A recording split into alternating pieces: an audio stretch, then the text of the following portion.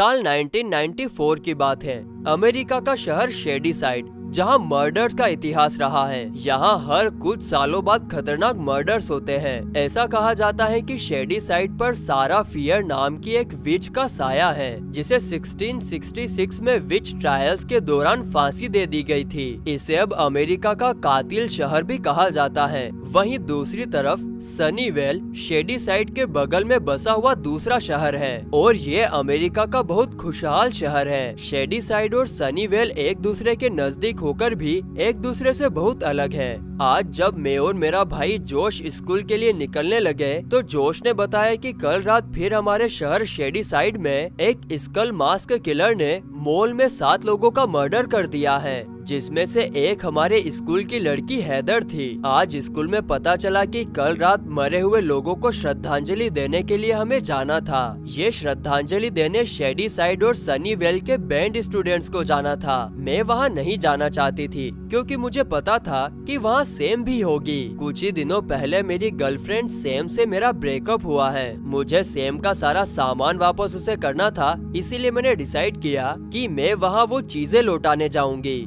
जब मैं सनीवेल में वहाँ श्रद्धांजलि देने गई तो सैम अपने नए बॉयफ्रेंड पीटर के साथ वहाँ आई थी। मुझे सैम को उसके नए बॉयफ्रेंड के साथ देखकर अच्छा नहीं लग रहा था, इसीलिए मैं वहाँ से चली आई। थोड़ी देर बाद सैम भी मेरे पीछे आई। उसने बताया कि उसकी माँ का डिवोर्स हो गया है और उसकी वजह से वो सनीवेल में रहने चली गई और उसने मुझसे ब्रेकअप कर लिया। पर मुझे पता था उसने सोसाइटी की वजह से ये ब्रेकअप किया है। इसी बात पर हमारी बहस होने लगी। दूसरी तरफ श्रद्धांजलि देने आए सनीवेल और शेडीसाइड के स्टूडेंट्स के बीच झड़प होती है और फिर वे लोग लड़ने लगते हैं। हम सब वहाँ से निकलते हैं, पर सैम, उसका बॉयफ्रेंड पीटर और उसके कुछ दोस्त हमारे पीछे पड़ गए। वो हमारे वैन पर लिक्विड फेंकने लगे। हम भी उन्हें मजा चखाने वाले थे, लेकिन तभी अचानक मेरी नाक से खून आने लगते हैं। मेरे हाथ से बकेट छूटकर सैम की कार पर गिर जाता है, जिससे उसकी कार का एक्सीडेंट हो जाता है। उन सबको थोड़ी थोड़ी चोट आती है। सैम को हॉस्पिटल ले जाया जाता है। चूँकि हमारे बैंड्स के बीच लड़ाई खत्म नहीं हुई थी, इसीलिए पीटर मुझे धमकी देता है कि वो मुझे जान से मार देगा। हम सब घर आ गए।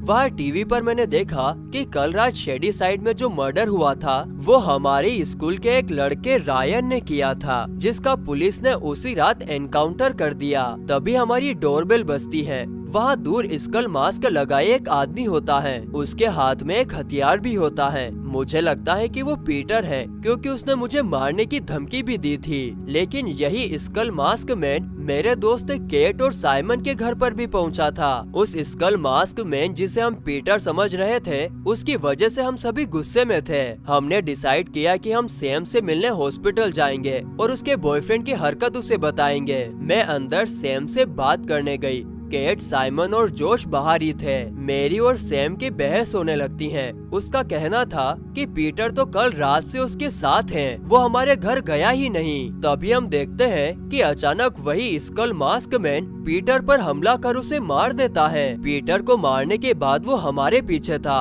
हम भागने लगते हैं। वो वहाँ की एक अटेंडेंट और नर्स को भी मार देता है। मास्क मैन और मेरे बीच लड़ाई हो जाती है और मैं उसका मास्क उतार देती हूँ। वो और कोई नहीं बल्कि वही शेडीसाइड वाला किलर रायन था। किसी तरह हम सभी एम्बुलेंस चोरी करके भाग निकलते हैं। हम सब घर आ गए। वहाँ टीवी पर मैंने देखा कि कल रात शेडीसाइड में जो मर्डर हुआ था वो हमारे स्कूल के एक लड़के रायन ने किया था। अब इस बात की खबर देने हम पुलिस स्टेशन पहुँचते हैं। मैंने पुलिस को हॉस्पिटल में हुई घटना और किलर रायन के बारे में बताया, पर पुलिस को हमारी बात पर यकीन ही नहीं हुआ कि जिस किलर का शेरिफ एनकाउंटर कर चुके हैं वो दोबारा जिंदा होकर फिर लोगों के पीछे कैसे पड़ सकता है। मैं समझ गई कि पुलिस हमें किलर से नहीं बचाएगी, हमें अपनी सेफ्टी खुद ही करनी पड़ेगी और इसीलिए मैंने धोखे से पुलिस की गन चुरा ली। हम जब वापस आए तो साइमन गायब था। हम जब उसे ढूंढते हुए पहुँचे तो वहाँ एक लड़की साइमन पर हमला कर रही थी। मैंने पुलिस से चोरी की गई बंदूक से उसे मार दिया, पर वो फिर से जिंदा होने लगी। उसकी बॉडी से लाल नहीं काला खून निकल रहा था। हम सभी घबराकर वहाँ से भाग निकले। हम जब घर पहुँचे तो साइमन ने बताया कि पहले तो वो लड़की देखने में नॉर्मल थी। वो गाना गाते हुए अपनी कलाई पर रेजर चला रही थी और अचानक उसने साइमन पर हमला कर दिया। किलर लड़की की इन बातों के बारे में सुनते ही जोश ने हमें एक न्यूज़पेपर का टुकड़ा दिखाया। उसमें उसी किलर लड़की की फोटो थी जिसका नाम रूबी लेन था। 1965 में रूबी लेन ने गाना गाते हुए पहले अपने बॉयफ्रेंड, फिर अपने फ्रेंड्स और फिर खुद को ही मार डाला था। जोश ने बताया कि वो शेडी साइड में होने वाले मर्डर्स के इतिहास को इंटरनेट पर पढ़ता रहता है। शेडी साइड में अक्सर कुछ सालों पर नॉर्मल लोग पागल हो जाते हैं और मर्डर्स करने लगते हैं, जिनमें रायन टोरिस एक स्कल मास्क किलर, 1978 में एक साइको मास्क मैन, 1950 में हैरी रूकर जिसने बहुत सी हाउसवाइफ्स को मार डाला था, 1935 में हम्टी डम्टी किलर और 1932 में बिली बार्कर। ये सभी शेडी साइड के नॉर्मल लोग थे जो बाद में किलर्स बन गए थे। इन सब में सबसे पहला किलर 1666 में था और वो था साइरस मिलर, जो बच्चों को मारकर उनकी आंखें निकाल लेता था। और ये सब सारा फियर की वजह से होता आया है। उसे काले जादू के लिए फांसी दी गई थी और वो इस शहर से बदला लेने के लिए यहाँ के लोगों को किलर बना देती है। तभी सैम बताती है कि जब कल उसकी कार का एक्सीडेंट हुआ था तब गलती से उसका हाथ किसी की कब्र पर चला गया था और वहाँ उसे सारा फियर के विजन्स दिखे थे। हम सभी सैम के एक्सीडेंट वाली जगह पर पहुँचते हैं। वहाँ सचमुच सारा फियर की कब्र थी। हमें लगा शायद सैम ने उसकी कब्र खराब कर दी थी, इसीलिए वो अपने किलर्स हमारे पीछे भेज रही है। हमने ये सब रोकने के लिए उसकी कब्र ठीक करने का सोचा ताकि वो हमारा पीछा छोड़ दे, लेकिन फिर से सैम के नाक से खून आने लगते हैं और फिर उसे विच के विजन्स आते हैं जिसमें वो कह रही होती है, इट्स यू।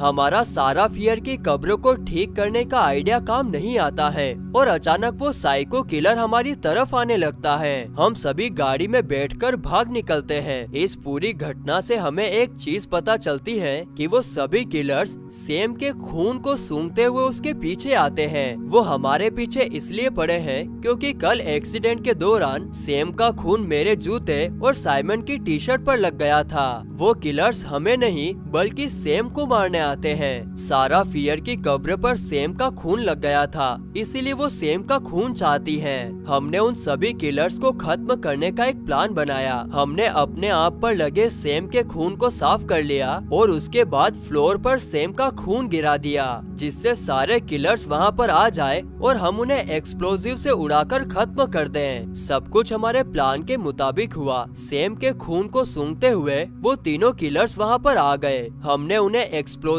से खत्म भी कर दिया था, पर तभी हमारा प्लान फेल हो गया। वो किलर्स फिर से जिंदा होने लगते हैं। हम सभी वहाँ से भागते हैं। हमें पता चल चुका था कि उन किलर्स को खत्म नहीं किया जा सकता है और अब इस बात से हम सभी परेशान हो चुके थे। केट ने गुस्से में आकर सैम को किलर्स के पास जाने को कहा। मैंने उसे मना किया, पर सैम हमारे खातिर किलर्स के पास चली गई। लेकिन तभी अचानक जोश को न्यूज़पेपर से उन शेडी साइड के मर्डर्स के बारे में एक बात पता चली। कुछ सालों पहले भी एक औरत के पीछे विच पड़ गई थी, पर वो आज भी जिंदा है और इसका मतलब ये है कि सैम को बचाने का भी कोई तरीका तो जरूर होगा। और फिर यही सोचकर हम सैम को किलर से बचाकर वापस ले आए। न्यूज़पेपर पर किसी सी बर्मन नाम की एक औरत के बारे में लिखा था जो सालों पहले विच से बच गई थी। हमने तुरंत सी बर्मन का नंबर ढूंढकर उससे मदद मांगने के लिए कॉल लगाई। हमने कॉल पर सारी कहानी बता दी, पर हमें पता चला कि सी बर्मन घर पर नहीं है और वो हमारी सारी बातें वॉइस मैसेज के तौर पर रिकॉर्ड हो रही थी। किलर अब भी हमारे पीछे था और हमें बचने का कोई रास्ता नहीं दिख रहा था। सैम ने दोबारा से उस न्यूज़पेपर को पढ़ा जिस पर सी बर्मन के बारे में लिखा था। उसमें उसे एक अजीब सी बात पता लगी। वो औरत सी बर्मन पहले मर गई थी, पर किसी ने उसे सीपीआर देकर दोबारा बचा लिया था। यानी वो विच आखिरी सांस खत्म होने के बाद ही पीछा छोड़ती है। इसका मतलब अगर हम सैम को पहले मार दे और फिर जिंदा कर दे तो विच से हमारा पीछा छूट सकता है। अब हमें उसे बचाने का तरीका मिल गया था। हम सभी वहाँ से फिर भाग निकले। भागकर हम उस मॉल में पहुँचे जहाँ साइमन काम करता था। इस बार हमने प्लान किया कि हम विच को बेवकूफ बनाकर सैम को बचा लेंगे, पर अब सैम को बचाने के लिए हमें उसे मारना था। साइमन ने बताया कि कुछ महीने पहले उसके भाई ने कुछ दवाइयाँ खा ली थी, जिसके बाद वो बस 2 मिनट के लिए मर गया था, पर बाद में उसे एडलाइन का इंजेक्शन देने से वो फिर से जिंदा हो गया था। अब हमारा प्लान ये था कि साइमन, केट और जोश सैम का खून खुद पर लगाकर किलर्स का ध्यान भटकाएंगे और मैं सैम के साथ उसे वो दवाइयाँ खिलाकर पहले मारूंगी और फिर उसे एडलाइन का इंजेक्शन देकर जिंदा करूंगी। हमने प्लान के मुताबिक काम शुरू कर दिया। मैंने सैम को दवाइयाँ खिलानी शुरू कर दी। केट, साइमन और जोश किलर्स पर नजर रख रहे थे। किलर्स वहां आ जाते हैं और इससे पहले कि सैम उन दवाइयों से मरती, किलर्स ने केट को मार दिया।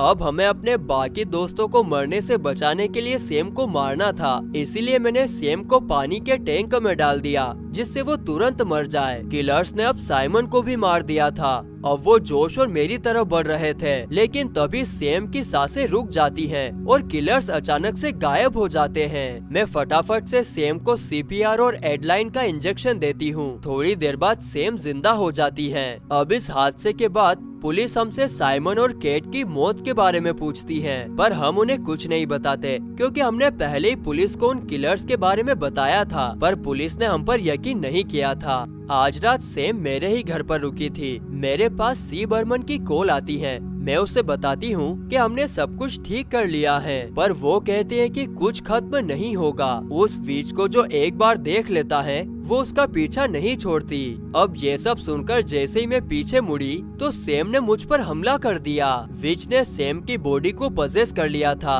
और मैंने तय कर लिया था कि मैं सैम को उस विच से बचा कर रहूंगी। अब दोस्तों, इससे आगे की कहानी आपको अगले पार्ट में मालूम पड़ेगी।